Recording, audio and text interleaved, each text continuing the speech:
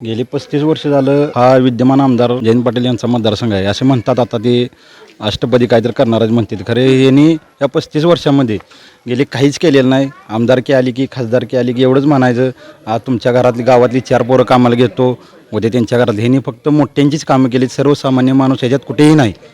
ह्यांनी फक्त मोठ्यांचीच कामं केली ती.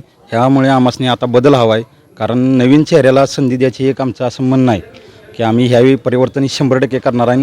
ह्या टर्मला निष्कांत दादा हे 100%च आमदार आहेत, यात काही खोट नाही.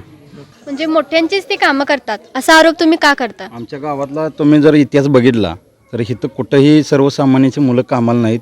आज ज्यांच्या घरात 2-2 शिक्षक आहेत, काय कुठे पदवीधर आहेत, त्यांचीच मुले कामाला आहेत आणि ते जयंत पाटलांचे समर्थक आहेत.